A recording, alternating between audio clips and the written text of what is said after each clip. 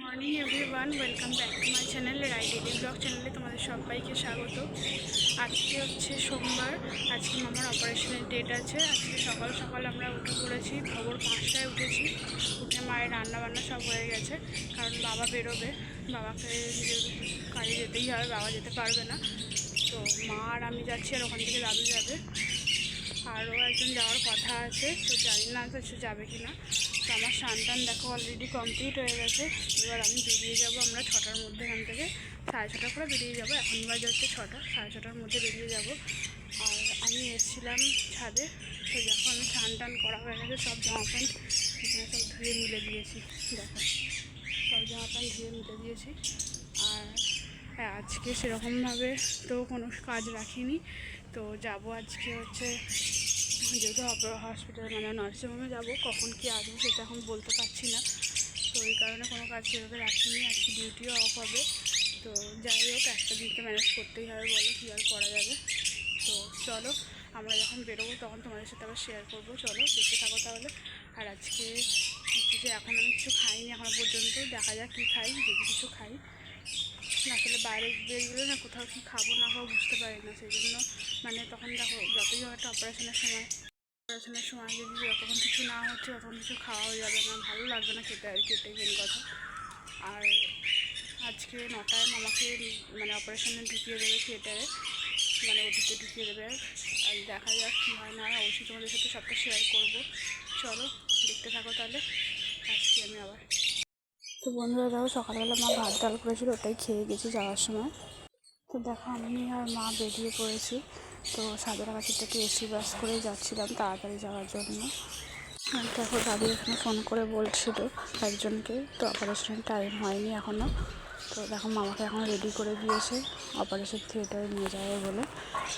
আর মামা সব কাগজপত্র দেখিয়ে দিয়ে যাচ্ছিলো। তো দেখো আমরা ওটির সামনে ওয়েট করছিলাম। তো ওটি কমপ্লিট হয়ে মামাকে বেডে দিয়েছে, আমরা ওয়েট করেছিলাম, দেখলাম। আর মামাকে একটু রেস্ট নেওয়ার জন্য বলে এসে আমরা একটু যাচ্ছি, কিছু খাওয়া দাওয়া হয়নি, খেতে যাচ্ছি। দেখো আমরা খেতে চলে এসেছি একটা রেস্টুরেন্টে। দেখো এবার আমরা বাড়ির দিকে যাচ্ছি, এখন বাজে হচ্ছে 6:30। তো ট্রেনে উঠে পড়েছি, মারা চা খাচ্ছিলাম, একটু ওয়েট করছিলাম। তো বাড়িতে এসে একটু মুড়ি আর পেঁয়াজ দিয়ে মেখে খেলাম। আর রাতে মা সোয়াবিনের তরকারি করেছিল, আর মাছটা ছিল, ওটা দিয়েই খেয়েছি। Welcome back to my channel Rai daily blog চ্যানেলে তোমাদের সবাইকে স্বাগত। আজকে হচ্ছে মঙ্গলবার, কালকে মামার অপারেশন হয়ে গিয়েছিল। Good morning everyone, welcome back to my channel Rai daily blog চ্যানেলে তোমাদের সবাইকে স্বাগত। কালকে মামার অপারেশন সাকসেসফুল হওয়ার পরেও বাড়ি এসেছিলাম, এসে খাওয়া দাওয়া করে একটু রেস্ট নিচ্ছিলাম। তো তারপর হচ্ছে কারেন্ট ছিল না বলে তোমার সাথে লাস্ট কথা হয়নি। তো খুব কালকে ঝড় বৃষ্টি হয়েছে এদিকে, ওই জন্য কারেন্ট ছিল না বলে কথা হয়নি। তো আজকে মামার ডিসচার্জ করবে হচ্ছে বৃহস্পতিবার, ওই জন্য আজকে দাদু যাবে, মা যেতে পারে হয়তো। আমি তার আজকে গেলে হবে না, অফ করা যাবে না রোজ। তো পড়াতে চলে এসেছি, পড়িয়ে নিয়ে বেরিয়ে তারপর তোমার সাথে কথা বলবো। চলো দেখতে থাকো তাহলে।